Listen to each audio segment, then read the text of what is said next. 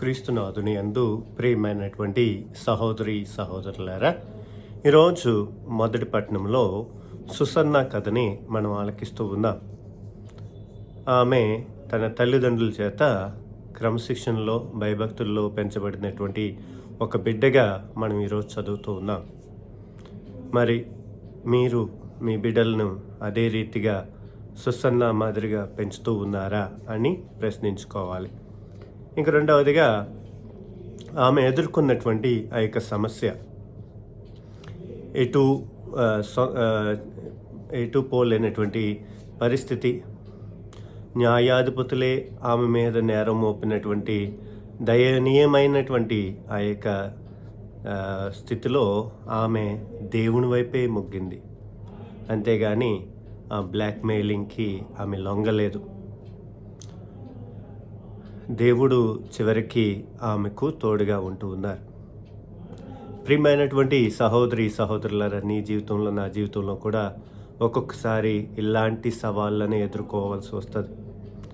మనం ఎవరినైతే నమ్ముతామో వారి నుండే మనకి సవాళ్ళు ఎదురవుతూ ఉంటాయి, లేదా మన సొంత కుటుంబ సభ్యుల నుంచే మనకి సవాళ్ళు ఎదురవుతూ ఉండవచ్చు, లేకపోతే మనం ప్రేమించే వారి నుండే మనము ఇటువంటి సమస్యలను ఎదుర్కోవచ్చు. అటువంటి సమయంలో నీవు ఏ విధంగా నిలబడుతున్నావు అన్నదే మనకి మనల్ని మనం ప్రశ్నించుకోవాలి. ఉక్కు ముక్క ఏదో ఊక మూట ఏదో కష్టకాలమందే స్పష్టమగును అంటారు. అంటే ఉక్కు ముక్క ఏంటో, ఊక పొట్టుకి మామూలు గాలికి ఎగిరిపోతుంది కదా పొట్టు, అది. సో నీవు అలా గాలికి ఎగిరిపోయేలా, గాలి ఎట్టేస్తే అటు ఎగిరిపోయేలాగా ఉంటున్నావా, లేదా ఉక్కు ముక్కలాగా అంటే ఇనుములాగా నువ్వు గట్టిగా నిలబడుతూ ఉన్నావా? ఆలోచన చేసుకోవాలి. ఒక్కొక్కసారి పరిస్థితులు ఎలాగ ఉంటాయంటే నువ్వు ఇంకా తప్పదు, ఇంకా నేను లొంగిపోవాలన్నట్టుగా ఉంటుంది. అంతలాగా నిన్ను అలా బిగించేస్తారు. ఆ సమయంలో కూడా నీవు సత్యానికి సాక్ష్యం ఇవ్వగలుగుతావా? ప్రాణం పోయినా సరే నేను సత్యానికే సాక్ష్యం ఇస్తానని చెప్పగలుగుతున్నావా? ఒక్కసారి ఆలోచన చేసుకోవాలి. అలా ఎప్పుడైతే నీవు సత్యానికి సాక్ష్యం ఇవ్వడానికి నిలబడతావో తప్పకుండా దేవుడు నీకు తోడుగా ఉంటాడు. అదే భక్తి కీర్తనలో మనం ఆలకిస్తున్నాం. ఇదిగో ప్రభువే నా కాపరి, నాకు ఏ లోటు ఉండదు.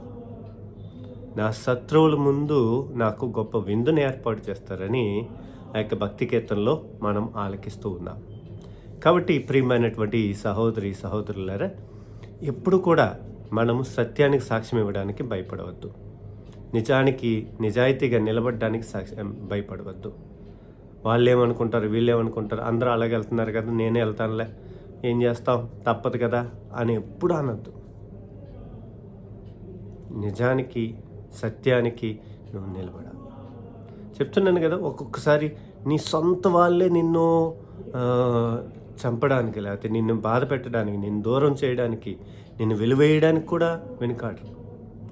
ఆ సమయంలో నువ్వు సత్యం వైపు నిలబడుతున్నావా, నిజాయితీగా నిలబడుతున్నావా?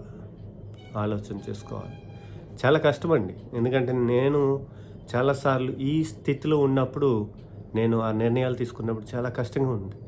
కానీ అలా తీసుకున్న తర్వాత దేవుడు నీకు తోడుగా ఉండి ఆ యొక్క సిచ్యువేషన్లో, ఆ యొక్క స్థితిలో నేను లేవనెత్తినప్పుడు ఎంతో సంతోషంగా ఉంటుంది. ఎందుకంటే నీవు సత్యానికి సాక్ష్యం ఇచ్చావు అన్నటువంటి ఆనందాన్ని నీవు పొందుతావు. అటువంటి ఆనందం మీ అందరిలో ఉండాలని, దేవునిలో ఎదగాలని, దేవునికి సాక్ష్యం ఇచ్చే బిడ్డలుగా, సత్యానికి సాక్ష్యం ఇచ్చే బిడ్డలుగా, ఆత్మీయందును సత్యమందును ఆరాధించే బిడ్డలుగా మీరందరూ ఎదగాలని నేను ఆశిస్తూ ఉన్నాను. దేవుడు మిమ్మల్ని దీవించును గాక. God bless you.